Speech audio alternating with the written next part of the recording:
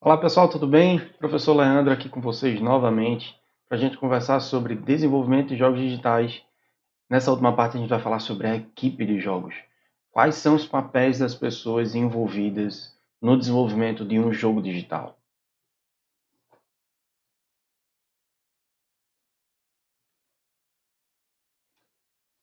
A equipe de jogos, como a gente já tinha falado em outras aulas, é uma equipe extremamente multidisciplinar. Então você vai ver pessoas que estão trabalhando com programação, pessoas que estão trabalhando com inteligência artificial, pessoas que estão trabalhando com design, pessoas que estão trabalhando com desenho à mão livre, os artistas, com modelagem em 3D, com som, com storytelling, com narrativas ou escrevendo textos,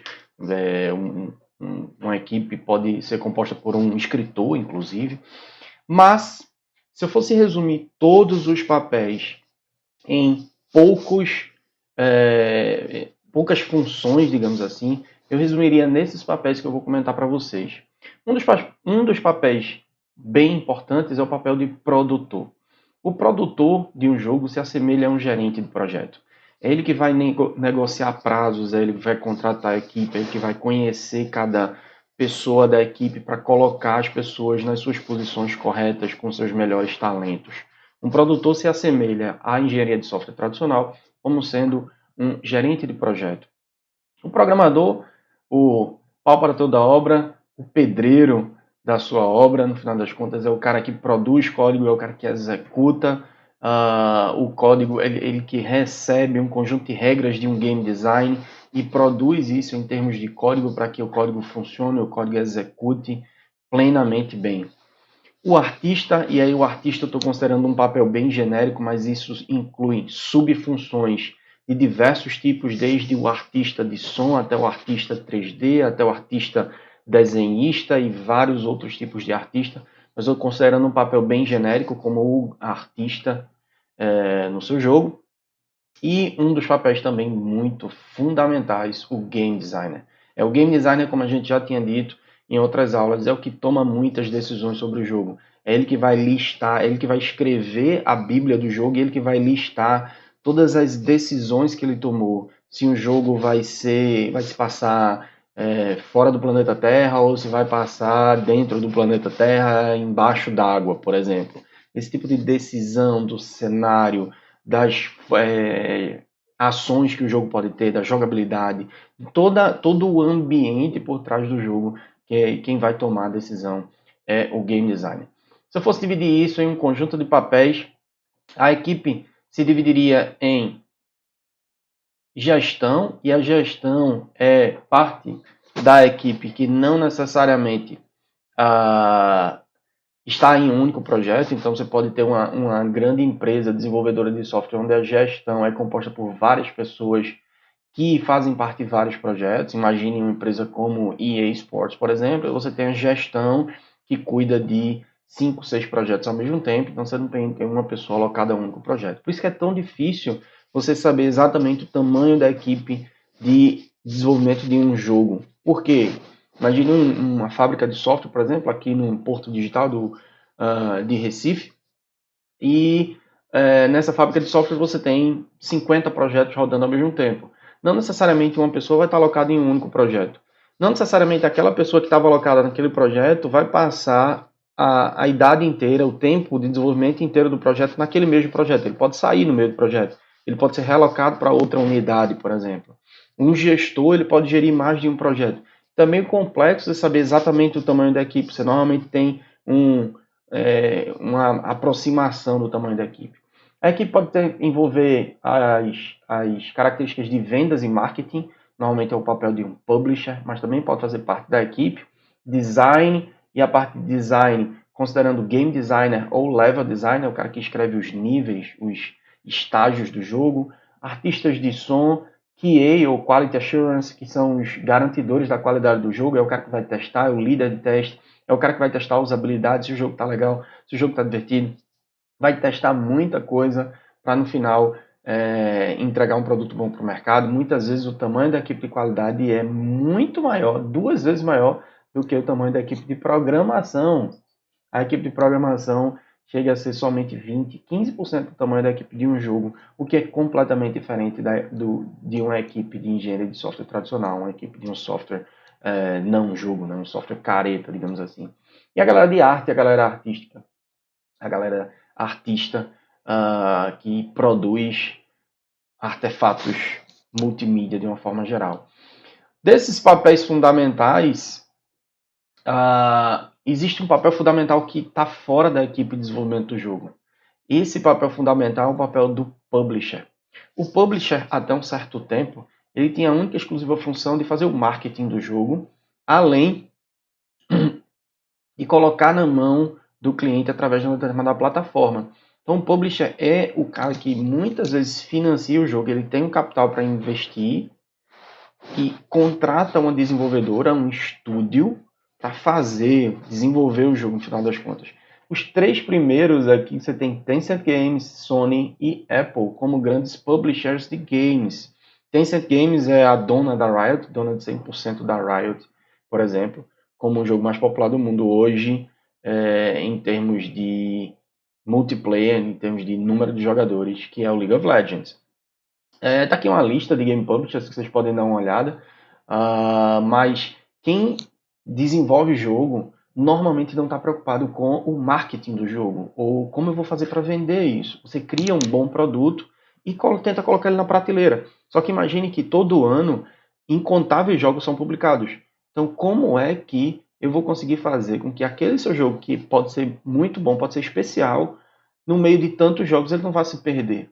O publisher justamente tem esse papel de fazer com que o marketing seja feito de forma efetiva para que chegue no cliente final, para que chegue nas plataformas adequadas. O publisher pode mudar alguma coisa no jogo para fazer o jogo se adequar mais a um determinado público-alvo, tirar alguma coisa, aumentar alguma coisa, para que o jogo fique mais adequado ao que ele acredita que vai vender mais. No final das contas, o publisher é aquele que vai tentar garantir um determinado sucesso, é aquele cara que vai tentar fazer o jogo ser popular.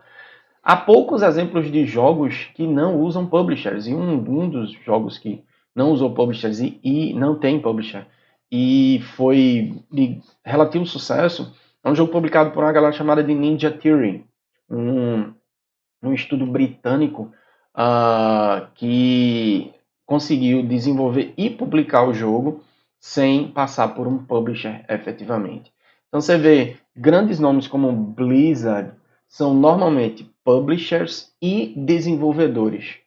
Dependendo do tamanho da empresa, você pode ter uma plataforma de distribuição, que é um segundo papel fora da equipe extremamente importante.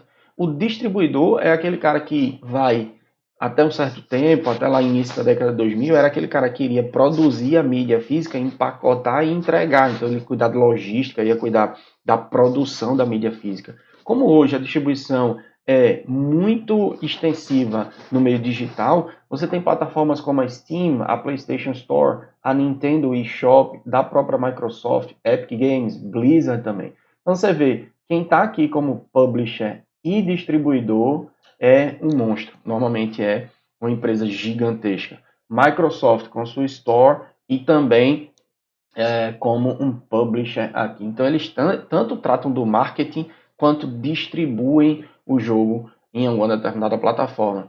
Esses top 10 aqui normalmente também distribuem. Então tem alguma plataforma de distribuição, tem alguma plataforma de publicação e cuidam do marketing do seu jogo. Obviamente esses caras comem um pedaço, uma fatia considerável do lucro do final do jogo. Dos processos de desenvolvimento que a gente pode citar, poucos envolvem arte. Normalmente o processo de desenvolvimento de arte é extremamente criativo e muito caótico, digamos assim. E eu até teria pouca experiência para falar de vocês, que eu nunca atuei como artista, eu nunca participei de uma equipe de arte para um determinado jogo. Mas eu percebo que realmente é input e output. Recebe uma demanda, processa, cria e entrega uma determinada saída com muito pouco processo de desenvolvimento. Na maioria das vezes os processos são ágeis, são do tipo Scrum ou XP, para desenvolvimento de jogos de uma forma geral. Se a gente observar a proporção de artistas e engenheiros, programadores, a proporção ela é bem forte para o lado de artistas, então às vezes você tem de 70% a 90% de artistas em jogos tipo AAA para consoles, e para jogos móveis, normalmente uma quantidade menor de artistas. Mesmo assim, praticamente metade, às vezes mais da metade da equipe é de arte. Um estudo de caso interessante é o de StarCraft, de 1998. Normalmente pego jogos mais antigos porque é o que tem muita informação divulgada, já que o jogo fez sucesso, foi às vezes remasterizado. É o caso de StarCraft, ele foi remasterizado. A equipe envolvia por volta de 50 pessoas. Esse videozinho aqui no YouTube mostra uma entrevista com um conjunto de desenvolvedores e, da época, os lead designers, e os caras comentando o tamanho aproximado da equipe, até porque as próprias pessoas que faziam parte da equipe não tinham certeza do tamanho da equipe, e o nome das pessoas estão descritos nesse link. Detalhe, das 50 pessoas, somente 13 programadores. Outros exemplos, eu posso citar vários exemplos, mas um ponto que vocês podem encontrar informações sobre a equipe do jogo, a equipe de desenvolvimento do jogo, é o crédito, é a seção de créditos do jogo. A exemplo, Diablo 3, lançado em 2012, tem um vídeo com 53 minutos de créditos, ou seja, é muita gente para citar, é muita gente para ser referenciada no momento que o jogo foi finalizado.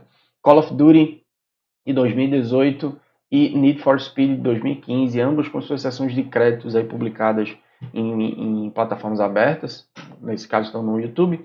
Vocês podem acessar e terem uma noção aí do tamanho da equipe de desenvolvimento. Um parênteses só sobre o tamanho da equipe de desenvolvimento e por que a gente tem hoje os créditos da equipe de desenvolvimento.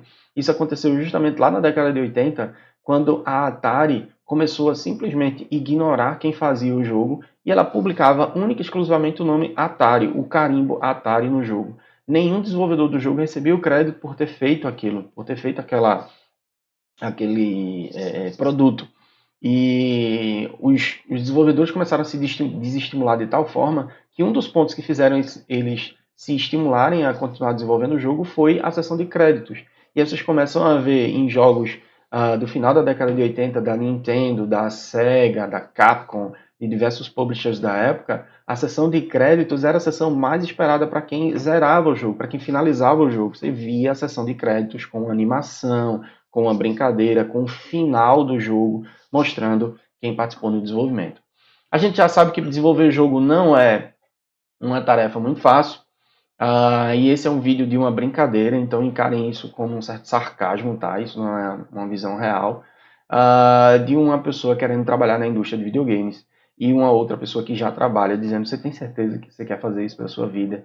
E ele fala alguns fatos que são cômicos, mas muitas vezes são verdadeiros, de que a indústria de videogames é realmente interessada em lucro, está procurando você para desenvolver um produto e não algo excepcional, um produto que venda, e aquele produto que venda vai lhe cobrar muito do seu tempo de trabalho, vai precisar que você se esforce bastante, vai precisar que você faça muitas horas extras no final das contas. Era isso que eu tinha para falar rapidamente sobre a equipe de desenvolvimento, a equipe por trás do desenvolvimento de jogos. Deem uma olhadinha nesse vídeo, é interessante para você ter uma noção da equipe e do trabalho duro por trás do desenvolvimento de jogos. Para você que está assistindo, deixa seu like só para eu saber que você está vendo, para eu ter certeza aí que o vídeo está atendendo. E quiser qualquer interação comigo, vamos lá direto no grupo do Telegram. Valeu, galera. Um abraço. Até mais.